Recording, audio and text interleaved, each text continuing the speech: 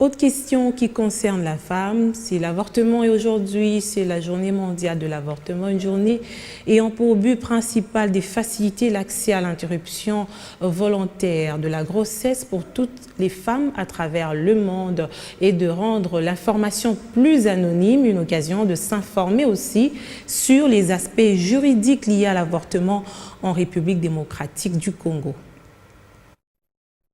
7 milliards de femmes sont victimes des blessures et d'invalidité dues à un avortement non médicalisé. 45% des IVG sont en effet réalisés de manière clandestine et seraient la cause d'au moins un décès maternel sur 12. En République démocratique du Congo, cette journée est une occasion de s'informer sur la question liée à l'avortement du point de vue juridique et médical. A instauré la notion qu'on appelle l'avortement médicalisé, l'avortement sécurisé. Ça veut dire qu'il y a des situations où la femme, en donnant la vie, peut perdre la sienne. Soit par une malformation, soit par une complication génitale. Et à ce moment-là, le médecin peut pratiquer l'avortement sans pour autant qu'il soit poursuivi. Les femmes qui sont victimes des violences sexuelles, les femmes qui ont des complications peuvent avorter. Et à ce moment-là, l'infraction ne tiendra pas parce que cette exception est l'émanation du texte communautaire que j'ai rappelé ici, le protocole de Maputo. En vertu du code déontologique de l'ordre de médecins, les médecins qui pratiquent l'avortement sous un contexte illégal sera non seulement poursuivi en justice, mais également radié de l'ordre de médecins. Donc ces médecins-là qui est l'auteur de cet acte-là peut être radié.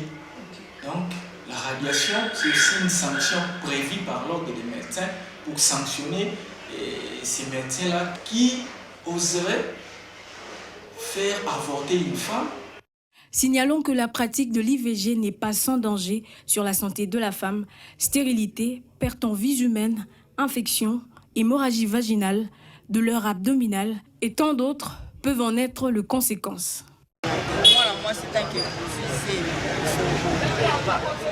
En tant que mère, je ne peux jamais permettre cette pratique. Quand une femme tombe enceinte, ce qu'elle doit faire de mieux, c'est d'assumer sa grossesse et accoucher de son bébé.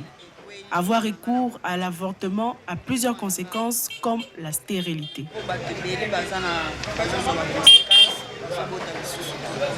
La masculinité positive oblige les hommes à ne pas persuader leur partenaire dans l'avortement, car dans certains cas, les femmes font recours à cette pratique par recommandation des hommes. Je conseille à ces hommes-là, en tout cas, de changer de point de vue. Quand il y a grossesse, il faut donner vie. Parce que si on ne donne pas vie plutôt, on tue. Donc, le mieux est de ne pas tuer. Donc, il faut qu'ils changent de point de vue, selon moi. Notons que l'avortement est un sujet à la base de plusieurs controverses dans l'humanité.